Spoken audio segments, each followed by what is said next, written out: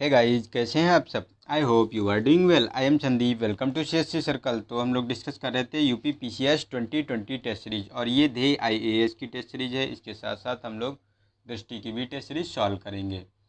इसके 3 पार्ट आ चुके हैं, ये चौथा पार्ट है। जिसने भी उन्हें नहीं देखा है तो उसके लिए मैंने डिस्क्रिप्शन बॉक्स में उनका लिंक प्रोवाइड करा दिया है, वहाँ से आप जाकर देख सकते हैं, ताकि क्वेश्चनों की इंटरकनेक्टिविटी बन सके। और ये सेक्शनल वाइज टेस्ट है, ये हिस्ट्री का टेस्ट चल रहा है।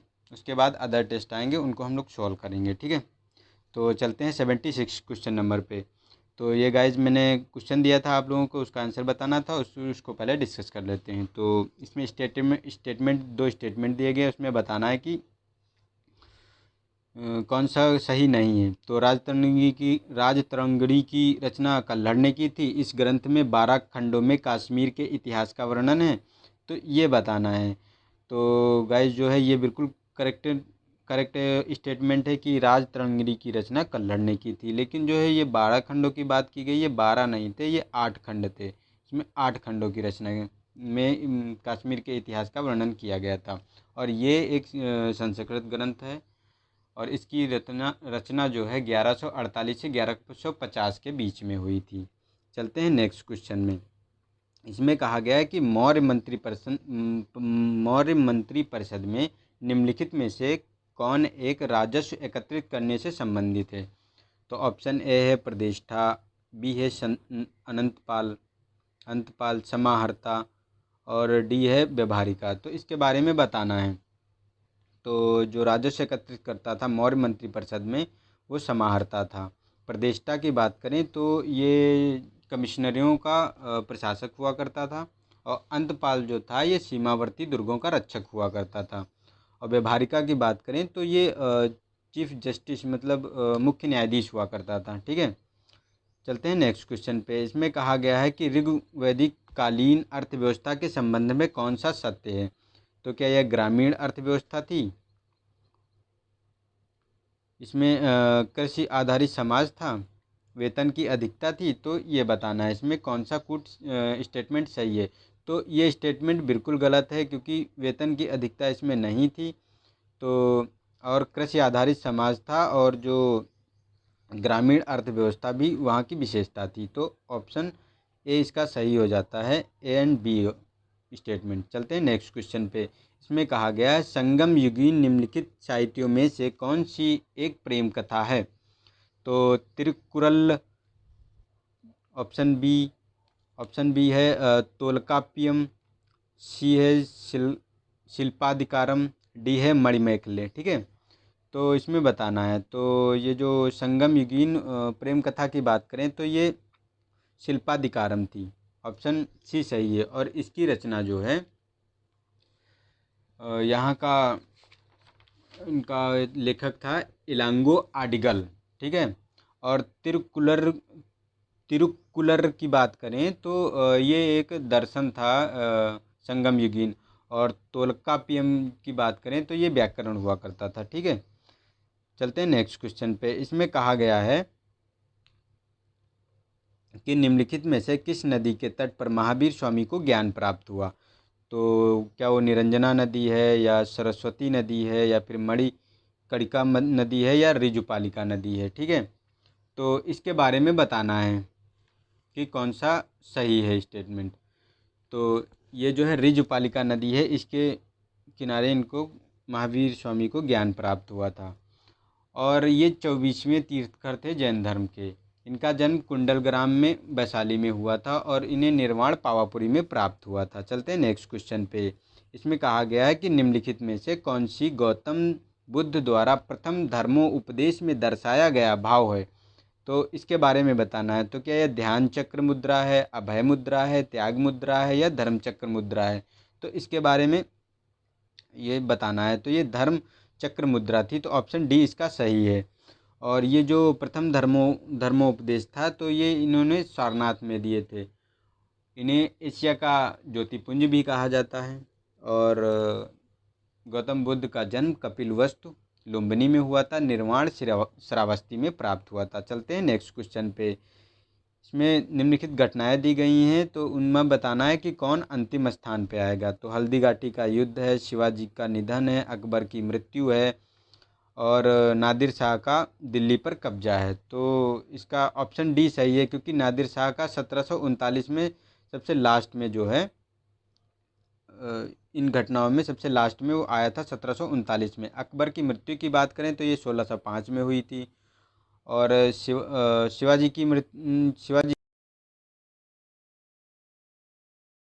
मृत्यु की बात करें इसमें, तो इनका निधन हुआ था 1680 में। और हल्दी घाटी का युद्ध की बात करें तो 1576 में हुआ था। ठीक है, तो चलते हैं नेक्स्ट क्वेश्चन पे। इसमें कहा गया है कि अशोक के बौद्ध धर्म को अपनाने का उल्लेख है। तो इसमें बताना है क्या ये भाब्रू अभिलेख में है, कलिंग अभिलेख में है, बारह बर गुफा अभिलेख में है, या फिर इनमें से कोई नहीं है। ठीक है, इसके बारे में बताना है। तो भाब्रू अभिलेख में इनका उल्लेख मिलता है कि इन्होंने बौद्ध धर्म को अपनाया है, और इन्होंने उसमें बताया है कि अपने को स्वयं को उन्होंने मगध का सम्राट बताया है, और त्रिय रत्न और धम्म में अपनी निष्ठा का जो है प्रदर्शन किया है। चलते हैं नेक्स्ट क्वेश्चन पे। इसमें बताया गया है कि निम्नलिखित में से किस एक को सड़क ए आजम के उपनाम से जाना जाता है। तो ये बताना है कि सड़क के आजम के उपनाम से कौन विख्यात था। तो क्या ये मोहम्मद तुगलक था, इल्तुतमिश था, शेरशाह सूरी था, या अकबर था। तो इसके बारे में बताना है। तो ये शेरशाह सूरी था, ऑप्शन सी सही है। इसलिए इसको कहा जाता था क्योंकि इसने सड़कों का निर्माण बहुत ज़्यादा स्तर पर कराया था, और इसी ने जो है लाहौर से सोनगांव बंगाल तक सड़क का निर्माण किया था, जिसका नाम ग्रांड ट्रंक रोड है। ठीक है, चलते हैं नेक्स्ट क्वेश्चन पे। कांग्रेस अधिवेशन के बारे में बताना है जो लखनऊ में हुआ था 1916 में, कि कौन सा कथन सही है। तो इस अधिवेशन में गांधी जी को चंपारण किसान समस्या के बारे में अवगत कराया गया था। क्या ये सही है। इस अधिवेशन की अध्यक्षता अंबिकाचरण मजूमदार ने की थी। तो ये बताना है। तो ये दोनों स्टेटमेंट सही हैं, क्योंकि अ, रामचरण शुक्ल ने लखनऊ अधिवेशन में ही गांधी जी को चंपारण की किसान समस्या के बारे में बताया था, और इसकी अध्यक्षता अंबिकाचरण मजूमदार ने की थी। चलते हैं नेक्स्ट क्वेश्चन में। इसमें कहा गया है कि निम्नलिखित पर विचार कीजिए, दिए गए कूट की सहायता से उत्तर कीजिए। तो कथन एक है, सन 1843 में सिंध को ब्रिटिश राज्य में मिला लिया गया। तो क्या ये सही है, या द्वितीय आंग्ल अफगान युद्ध का परिणाम था। तो ये बताना है। तो गाइज ये कथन बिल्कुल इसका सही है, क्योंकि 1843 में सिंध को ब्रिटिश में मिला लिया गया था। लेकिन ये जो कारण दिया गया ये बिल्कुल गलत है, क्योंकि ये प्रथम अफगान युद्ध का परिणाम था, ना कि द्वितीय युद्ध का। और ये एलन बरो के समय हुआ था। ठीक है, वो गवर्नर था एलन बरो। चलते हैं नेक्स्ट क्वेश्चन। तो इसका ऑप्शन जो हो गया, तो सी ऑप्शन इसका करेक्ट है। ठीक है, चलते हैं नेक्स्ट क्वेश्चन पे। इसमें कहा गया है कि भारत का प्रथम वायसराय निम्नलिखित में से कौन था। तो इसके बारे में बताना है। तो क्या ये वारेन हॉस्टिंग था, लॉर्ड कैनिंग था, लॉर्ड विलियम बेंटिंग था, या फिर लॉर्ड कॉर्नवालिस था। तो ये प्रथम जो वायसराय था लॉर्ड विलियम बेंटिंग था। ये 1 नवंबर 1918 को जब ब्रिटिश महारानी की उद्घोषणा इलाहाबाद में की गई थी, उसी के बाद जो है इसको भारत का प्रथम वायसराय बना दिया गया था। उससे पहले गवर्नर जनरल हुआ करता था, न कि वायसराय। चलते हैं नेक्स्ट क्वेश्चन में। तो कहा गया है कि 1857 पर लिखित पुस्तक असबाब ए बगावत हिंद के लेखक थे। इसके बारे में बताना है। तो क्या है, सैयद अहमद खां थे, अब्दुल गफ्फार खां थे, दादा भाई नौरोजी थे, या फिर राम प्रसाद बिस्मिल थे। तो इसमें जो है इसका ऑप्शन ए सही है, ये सर सैयद अहमद खान थे। ठीक है, चलते हैं नेक्स्ट क्वेश्चन पे। इसमें कहा गया है कि निम्नलिखित में से किस एक पुर्तगाली शासक ने 1510 में बीजापुर के शासक यूसुफ आदिल शाह से गोवा को छीन लिया था। तो इसके बारे में बताना है। तो क्या ये फ्रांसिस्को डी अल्मीडा था, नीनू डी कुना था, अल्फांसो डी अल्बुकार्क था, या इनमें से कोई नहीं था। तो इसका ऑप्शन सी सही है, क्योंकि अल्फांसो डी अल्बुकार्क ने ही जो उसकी बीजापुर को छीन लिया था आदिल शाह से, ठीक है। और इसे ही पुर्तगाली साम्राज्य का वास्तविक संस्थापक माना जाता है भारत में, क्योंकि इसी ने जो है भारतीयों के साथ वैवाहिक संबंध स्थापित करने के लिए पुर्तगालियों को प्रोत्साहित किया था, ठीक है। चलते हैं नेक्स्ट क्वेश्चन में। इसमें बताया गया है कि वेदरा के युद्ध के द्वारा अंग्रेजों ने किस सत्ता को भारतीय व्यापार से बाहर कर दिया। तो क्या ये फ्रांसीसी थे, पुर्तगाली थे, या फिर डच थे, या इनमें से कोई नहीं। तो ये डच थे। ये डच थे। 1739 में इन्हीं के साथ युद्ध हुआ था और उन्हें हरा दिया था, इसीलिए वो बाहर उनको जाना पड़ा था, ठीक है। उनका वर्चस्व ज़्यादा नहीं रह गया था। तो इसका ऑप्शन सी है। और इनके जो है भारत में विदेशियों के आने का क्रम जो है, पहले पुर्तगाली आए, ठीक है, उसके बाद डच आए, फिर अंग्रेज आए, और उसके बाद फ्रांसीसी आते हैं, ठीक है। चलते हैं नेक्स्ट क्वेश्चन पे। कालकोठरी की दुर्घटना के संबंध में बताना है कि कौन सा एक सही शासक था उस समय। तो क्या ये मीर कासिम था, मीर जाफ़र था, फ़ारूक सियर था, या फिर सिराजुद्दौला था। तो ऑप्शन डी सही है, सिराजुद्दौला के समय ये हुई थी। इसमें क्या था कि सिराजुद्दौला ने अंग्रेज़ों की अंग्रेज़ों के वर्चस्व को कम करने के लिए कोलकाता में जो उनका विलियम फोर्ट था, उस पर वो तोपें लगा रहे थे। तो उन्होंने कहा कि इन्हें रोक दो वरना हम कार्रवाई करेंगे। तो वो जो है अंग्रेज़ नहीं माने थे। तो उन्होंने जो है अपनी सेना भेजी थी और वहाँ के अंग्रेज़ों को गिरफ़्तार कर लिया। तो उसमें क्या था कि 146 कैदी थे। कहा जाता है कि 146 कैदी थे, उन्हें एक छोटे से कमरे में बंद कर दिया गया और सुबह जब देखा गया तो केवल 23 ही बचे थे। और ये घटना 20 जून 1756 को हुई थी। और इसका जिक्र जो है हालवेल ने अपनी पुस्तक में एलाइव द वंडर में किया है, ठीक है। चलते हैं नेक्स्ट क्वेश्चन में। इसमें कहा गया है कि इलाहाबाद की प्रथम संधि अंग्रेजों तथा किसके मध्य हुई थी। तो क्या शाह आलम द्वितीय था, सिराजुद्दौला था, मीर कासिम था, या इनमें से कोई नहीं। तो ये शाह आलम द्वितीय था, ठीक है। इसी के साथ रॉबर्ट क्लाइव ने जो है संधि की थी 12 अगस्त 1965 में, ठीक है। और बंगाल, बिहार और उड़ीसा की दीवानी ले ली थी 26 लाख रुपए वार्षिक पेंशन के लिए, ठीक। चलते हैं नेक्स्ट क्वेश्चन पे। गोपाल हर देशमुख के संदर्भ में बताना है कौन कथन सही है। ये लोक हितवादी के उपनाम से भी जाने जाते थे। स्टेटमेंट एक है, ठीक है। बी है इसमें, ये महाराष्ट्र के एक प्रमुख समाज सुधारक थे। ये पेशे से एक न्यायाधीश थे। तो गाइज ये तीनों ऑप्शन सही हैं, ठीक है। तो डी सही है इसका, ठीक है। किस वायसराय को साहित्य जगत में ओवन मेरिडिथ की संज्ञा दी गई है। तो इसके बारे में बताना है। तो क्या है, लॉर्ड कर्जन था, लॉर्ड रिपन था, या लॉर्ड डलहौजी था, या लॉर्ड लिटन था। तो इसका ऑप्शन डी सही है कि लॉर्ड लिटन था। ये एक अच्छा साहित्यकार और कवि था। ये अपनी रचनाएं ओवन मेरिडिथ के एक संग्रह में लिखता था, इसीलिए जो है ये रचनाएं करता था ओवन मेरिडिथ के नाम से, इसीलिए इसको कहा गया था ओवन मेरिडिथ, ठीक है। चलते हैं 95 क्वेश्चन नंबर पे। इसमें कहा गया है कि निम्नलिखित में से कौन सा कथन और कारण की व्याख्या करता है, ठीक है। तो 1946 में कांग्रेस के लखनऊ अधिवेशन में नेहरू ने कांग्रेस का लक्ष्य समाजवाद घोषित किया था।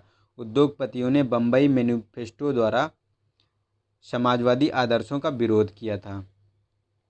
तो ये बिल्कुल सही है, क्योंकि समाजवाद घोषित किया था उन्होंने 1936 में जवाहरलाल नेहरू ने, और इन्होंने विरोध भी किया था। तो इसका ऑप्शन बी बिल्कुल करेक्ट है, लेकिन ये व्याख्या नहीं करता है। और इसमें ये जो बम्बई के उद्योगपति थे, ये 21 उद्योगपतियों का एक समूह था, ठीक है। चलते हैं अगले क्वेश्चन में। इसमें कहा गया है मुग़ल काल में भारत आए निम्नलिखित में से किस एक विदेशी यात्री ने भारत के हीरों और हीरों की खदानों की विस्तृत रूप से चर्चा की थी।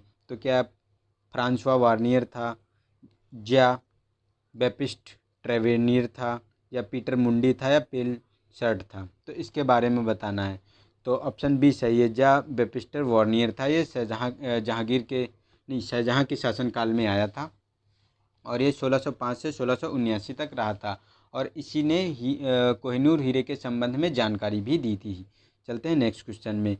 बौद्ध मतानुसार मैत्रेय है एक, तो मैत्रेय है भावी बुद्ध जो संसार की रक्षा के लिए अवतरित होंगे, या महायान शाखा की मूर्ति पूजा पद्धति है ये, या फिर ऑप्शन सी बुद्ध के उपदेशों का सार है, या इनमें से कोई नहीं।